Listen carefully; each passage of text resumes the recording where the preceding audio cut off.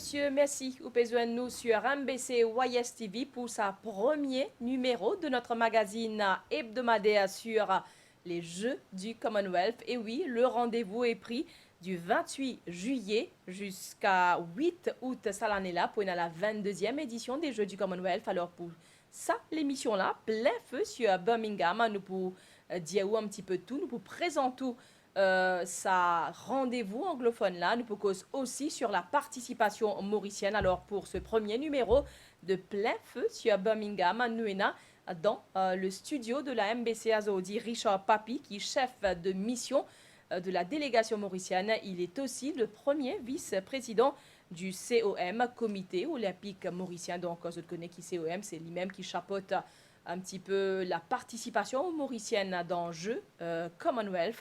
Alors, Richard Papi, bon après-midi. Bon après-midi à tous nos spectateurs de la MBC. Merci Richard Papi, vous finissez répondre présent, nous l'appelle Zodi. Donc, nous connaissons la 22e édition des Jeux du Commonwealth. Ça peut faire 28 juillet à 8 août prochain. Ça peut faire dans la ville anglaise de Birmingham. Donc, Maurice, bien évidemment, pour participer dans ce rendez-vous anglophone. Alors, pendant 12 jours, pour y a 72 nations anglophones qui peuvent engager dans les 27 disciplines sportives. Pour y a à peu près 5054 sportifs qui peuvent participer dans sa compétition-là. Nous pouvons vérifier Lola un peu plus tard. Première question, Richard Papi. Il y a une dizaine de jours, il y a une délégation mauricienne qui t'y met le cap sur le Birmingham. Dis-nous un petit peu, la délégation mauricienne est composée de combien de personnes, de qui, quel était le but de sa visite-là et qui est le constat? Effectivement, mon collègue Edley Hang, secrétaire du comité olympique, et moi-même, Oui. et nous sommes à Birmingham pour chef de mission meeting. Oui. Et de là, principalement, c'est pour faire la visite, un état de lieu, des sites des compétitions et tous les logistiques et les facilités que le CGF, donc le Commonwealth Game Federation, et pour mettre en place pour les Jeux. CGF, donc c'est l'instance internationale même qui régule un petit peu tous les pays qui peuvent participer là-dedans. C'est comme si la Fédération internationale des Jeux du Commonwealth. Voilà, exactement. Alors, vous pouvez dire, moi, au fin de l'occasion, aller un petit peu sur les différents sites à côté pour faire les compétitions. Qui constate au fin de faire comment, à moins de 3 mois des Jeux maintenant, qui constate la délégation mauricienne faire et ou même personnellement? Mon capable de dire, moi, et donc Birmingham peut investir massivement pour que le jeu soit un succès, donc dans les infrastructures sportives. Oui, il y en a à peu près combien d'infrastructures sportives qui peuvent servir pendant ces 2 jours-là? Donc, ce que nous finissons l'occasion de visiter, donc il y a le Sunwell Aquatics, là où il y aura la natation. Oui. Et aussi le NEC, donc c'est la National Exhibition Center. Donc on a l'haltérophilie, la boxe et d'autres disciplines. Et le Alexandra Stadium, Oui. là où il y aura l'athlétisme et où il y aura l'ouverture. Cérémonie d'ouverture et de fermeture. Oui. Exact. D'accord. Donc c'était une visite de combien de jours? 3 jours. 3 jours. D'accord. Donc, avant les Jeux maintenant, avant le 28 juillet, pas pour aucune délégation qui pourrait aller à Birmingham pour un état des lieux ou bien pour d'autres visites avant le début? Tout dépendra de l'organisateur de CGF. Donc, nous, on est là pour attendre à leur demande. Oui. Donc, on va voir si les infrastructures, parce que ce n'était pas encore prêt. Oui. Mais à combien de pourcents, si nous sommes capables on peut dire 80%. À 80%, d'accord. Sinon, pendant 12 jours, comme on peut dire, il y a plus de 5000 sportifs depuis 72 nations anglophones qui peuvent engager dans 27 disciplines sportives. Maurice n'est pas en reste. Maurice pour représenter dans une dizaine de disciplines sportives. Richard Papi, entre autres, nous avons athlétisme, badminton, boxe, cyclisme, haltérophilie, judo, lutte et tennis de table. C'est bien ça? Exactement. Et aussi, si toutefois beach volley et rugby. Rugby. Donc, il y a Donc, deux disciplines qui nous permettent nous toujours. qualification. Nous Et permettent donc, qualification, si, oui. euh, Dans un petit moment, nous proposons ça Ok. deux disciplines. D'abord, nous proposons un reportage qui nous fait il y a quelques jours sur la participation mauricienne à cette 22e édition des Jeux du Commonwealth qui me rappelle nous pour faire depuis la fin, il peut commencer la fin juillet, il peut finir le 8 août pour faire dans la ville anglaise de Birmingham. Tout de suite, nous guettons ce reportage là. Les fédérations sportives locales ont jusqu'à la mi-mai pour finaliser leur liste des sélectionnés pour les 22e Jeux du Commonwealth prévus du 28 juillet au 8 août dans la ville anglaise de Birmingham. À ce jour, plus de 60 sportifs locaux sont assurés de participer à cet événement. Pour moi, c'est une grande affaire parce que pas tout le monde qui gagne l'occasion de participer là-dedans. Je me mets tout dans mes bons dieux avec mon corps de moi. Là, nous avons le championnat d'Afrique qui fait au Maroc et aussi nous avons le jeu de la Commonwealth en Angleterre. Donc ça nous vise très haut et l'équipe est très motivée en ce moment pour arriver à nos objectifs et l'entraînement aussi très dur. Maurice sera représenté en athlétisme, handisport, cyclisme, badminton, boxe, haltérophilie, judo, lutte, natation, tennis de table et en triathlon. Ce n'est pas finalisé parce qu'il y a des disciplines comme le rugby. Donc, eux, nous attendons cette qualification pour être confirmés de sa participation. Et aussi, nous avons le beach volley. Si toutefois, il y a un pays qui désistait, pas pour prendre, donc le beach volley, dans ce sens, participer à ces Jeux. Un premier contingent mauricien mettra le cap sur Birmingham le 19 juillet. Il sera rejoint par le reste du groupe les 21 et 22 juillet. Pendant 12 jours, quelques 5000 sportifs de 72 nations seront engagés dans 27 disciplines sportives. En 2018, à Gold Coast, en Australie, l'haltérophile Roalia Ranaivosu était l'unique médaillé pour Maurice.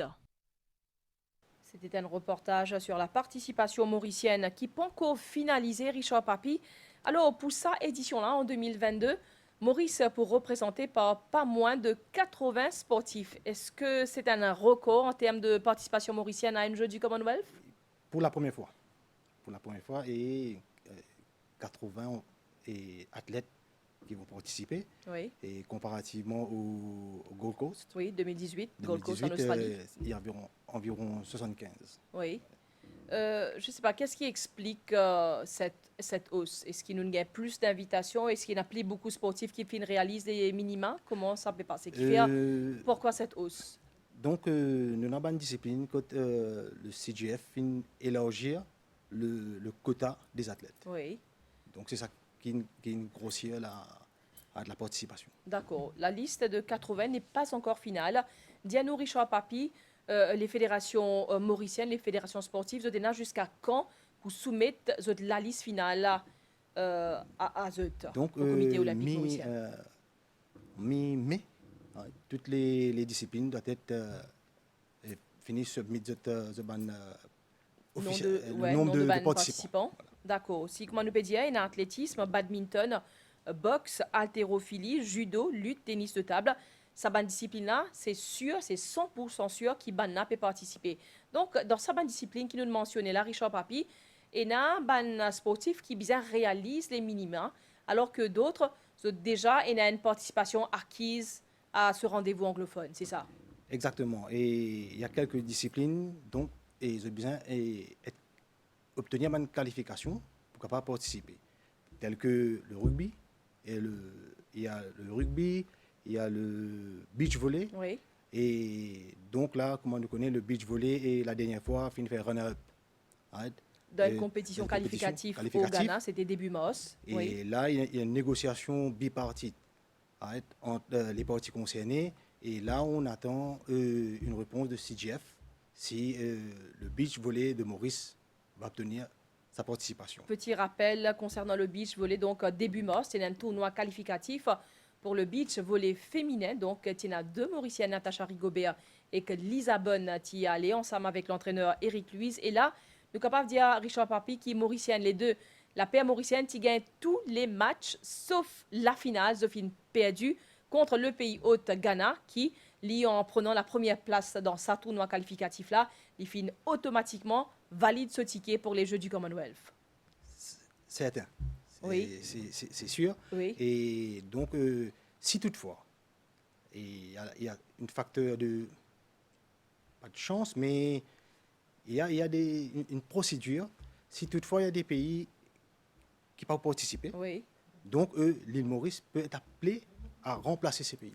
On a jusqu'à quand pour désister à sa compétition-là? Donc, jusqu'à quand nous avons une réponse finale si beach volley féminin pour bien présent, les Mauriciennes seront bien présentes dans Birmingham ou pas? Donc là, peut-être d'ici, et moi je dis peut-être d'ici la fin du mois, parce qu'on a jusqu'à le 15 mai pour finaliser avec les disciplines. D'accord. OK. Et donc, ça, c'est une discipline beach volley féminine. Nous en cours pour atteindre une décision. Idem pour le rugby à 7, donc la sélection nationale masculine qui peut participer dans ce week-end-là et un tournoi qui peut faire dans Ouganda. Donc, ça aussi pour décisif, si vous participer ou non. Raconte-moi comment ça peut passer. Ben, si toutefois le rugby mauricien donc, obtient la compétition, comme on dit, à la première place, Oui. donc il sera définitivement qualifié pour participer aux Jeux du Commonwealth. Et si vous arrivez à valider ce billet, ça va être une première parce que jamais Maurice pas fini représenté en rugby dans les Jeux du Commonwealth. Exactement, c'est la première fois. D'accord. Donc, comme on peut dire, on me rappelle encore une fois, il y a l'athlétisme, le badminton, la boxe, handisport, cyclisme, haltérophilie, judo, lutte et tennis de table.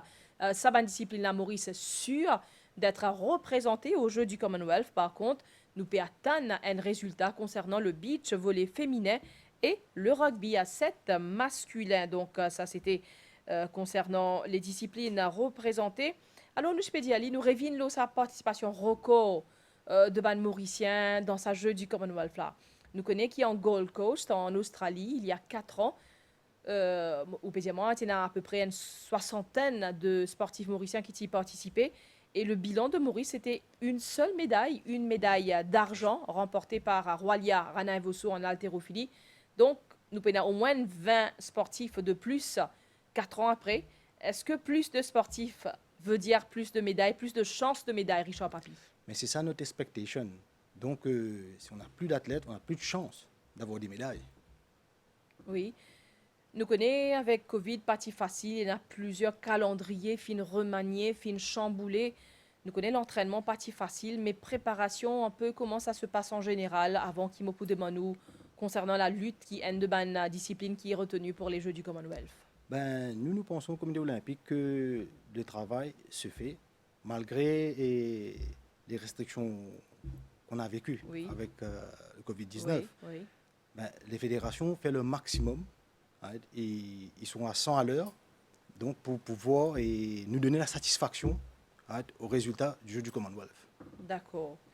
Nous causons un petit peu sur le coût de ce déplacement-là de la délégation mauricienne. Donc, il y aura à peu près 80 sportifs et le nombre d'officiels s'élève à peu près combien? Donc, le tout de la délégation mauricienne. Si on part avec 80 athlètes, oui. donc une quarantaine d'officiels sera Donc, 120 sera partie de personnes. là-bas. Oui. Et quand la première délégation peut mettre le cap sur Birmingham en Angleterre? Bon, et la première délégation, donc il y a moi-même, les team managers, le 19 juillet. Oui. Et délégation d'athlètes et officiels, c'est le 21. Et la troisième délégation, c'est le 22. D'accord. Donc, si je comprends bien, les sportifs pour en 2 délégations, ou bien en plus, en 2 parties? Et en 2 parties. Oui. Et maintenant, ceux qui sont à l'étranger, donc leur fédération, Oui. donc pour faire le nécessaire, pour nous donner l'information, pour nous capables de faire venir joindre nous à Birmingham. D'accord. Comment nous connaissons, Walia Rana Evosu, par exemple, lui-même, elle ne se trouve pas à Maurice, elle peut entraîner à Dubaï. Donc, elle va faire le déplacement. Elle peut aller directement de Dubaï à Birmingham? Ben là, à ce moment-là, actuellement, je n'ai pas ces informations. Donc, fort probablement, puisque l'IPFS sur l'entraînement Bien sûr, de haut bien sûr. niveau à Dubaï, elle fera le déplacement. Si elle est toujours à Dubaï, lors du déplacement de la délégation, Oui. et bien sûr, on va faire le nécessaire pour qu'elle nous rejoigne à Birmingham. D'accord. Et concernant le premier rassemblement officiel des sportifs, quand je pense que vous êtes capable de faire ici à Maurice, Richard Papi, quand vous êtes capable de faire un premier rassemblement des athlètes, la présentation des habits, les équipements, tout ça là, quand capable de faire? Ben, on travaille en amont avec le ministère du Sport et donc on va voir incessamment et quelle date et on va fixer ces activités. Il pourquoi pas pour avril ou bien pour mai? Pour avril, je peux prévoir quelque chose pour avril, peut-être fin avril? Donc là, on vient de voir les outfits, les accoutrements, les équipements. Oui, Donc, une fois qu'on a fini de finaliser avec ça, ben, là, on va fixer la date pour... d'accord. Et bien aussi, je vais faire le choix aussi concernant les capitaines de l'équipe masculine, de l'équipe féminine. Donc tout ça, il reste à faire. Justement, nous cause l'équipement, l'habit, tout ça là. Donc le coût de ce déplacement-là, il coûte à peu près combien et comment ça va être financé, Richard Papi?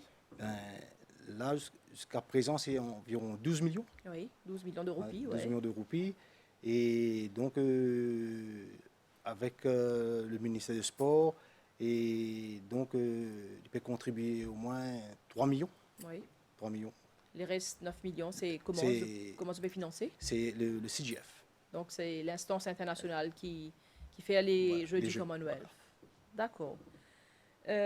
Sinon, comment je peux dire, en 2018, en Gold Coast, Roalia Ranaivosu était l'unique médaillé pour Maurice. Est-ce qu'entre-temps, le niveau de sa compétition a élevé? À quoi peut-être doit-on s'attendre en termes de podium, en termes de médailles, avec 80 sportifs qui vont faire le déplacement? Ben, nous, on attend le maximum de nos représentants. On sait qu'ils travaillent dans ce sens pour avoir des médailles, mais pour vous dire exactement, c'est pas évident avec les décalages qu'on a eus pour la préparation avec le Covid-19. Oui, et quand je fais le déplacement, il y a une dizaine de jours à Birmingham, je fais l'occasion peut-être rencontrer les différents chefs de mission de les autres pays participants. J'ai eu l'occasion de causer un petit peu qui bana, comment India, comment Covid a affecté l'entraînement, le training, comment ça fait de passer peut-être dans ce Mais- sens-là, Richard Papi? Exactement, c'est ça, c'était un peu le point commun. Oui, Donc, comment la préparation a été affectée avec le Covid-19. Donc, tous les pays participants ont cette crainte, cette appréhension que s'ils seront à la hauteur, comme la dernière fois, comme en 2018, ouais. pour le Birmingham 2022. Oui. Donc, c'est toujours là, cette appréhension est toujours là. Oui.